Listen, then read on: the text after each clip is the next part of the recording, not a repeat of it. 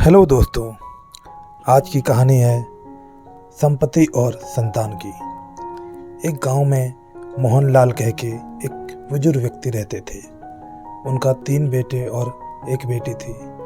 पत्नी बहुत पहले से गुजर चुकी थी और बेटी का भी शादी हो चुका था और अभी मोहनलाल जी भी बहुत बुजुर्ग हो चुके थे। एक दिन की बात है, पिता की संपत्ति को लेकर तीनों भाइयों में बहस चल रही थी कि कौन क्या क्या चीज लेगा और किस पे किसका अधिकार है।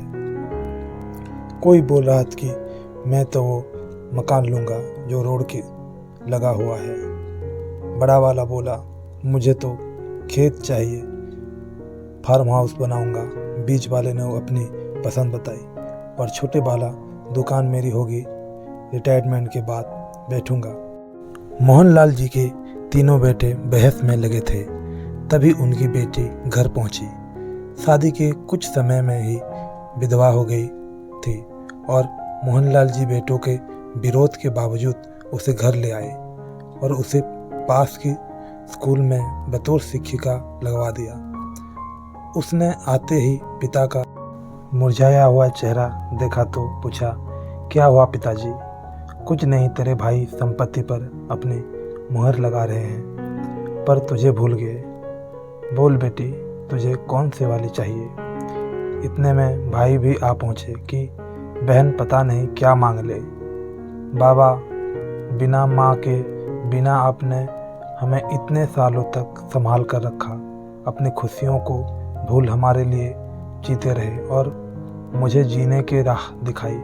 तो मेरा तीनों भाइयों से निवेदन है कि मुझे संपत्ति में से सिर्फ मेरे बाबा को दे दो और सब आप लोग रख लो।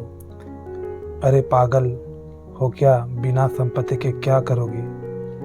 इनका खर्चा कैसे उठाओगी? बोल के भाइयों ने पूछा।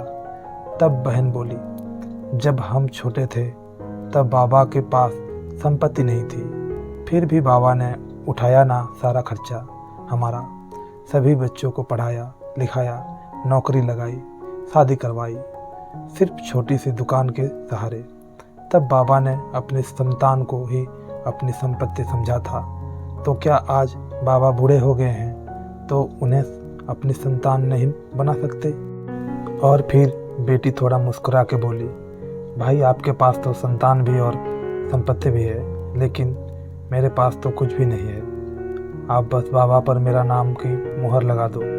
निसंतान हूँ ना, तो अब बाबा ही मेरी संपत्ति भी और संतान भी। ये सुनकर उनके वृद्ध पिता रो पड़े। सच में दोस्तों, बेटी का प्यार और बेटे का प्यार में बहुत अंतर होता है। इसीलिए बेटियां अनमोल होती हैं और सबसे प्यारी भी। कहते हैं जिस घर में बेटी नहीं होती उस घर में हमेशा सूनापन रहता है, खुशियां नहीं आती। और जिस घर में बेटियां होती हैं उस घर में साक्षात माँ लक्ष्मी की आगमन होती है। तो दोस्तों, हमेशा अपनी बहनों को और अपनी बेटियों को प्यार सम्मान देते रहे।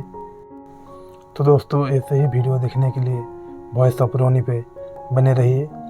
लाइक कमेंट सब्सक्राइब करना नहीं भूलिएगा। तो फिर मिलते हैं अगले स्टोरी पे। राधे राधे।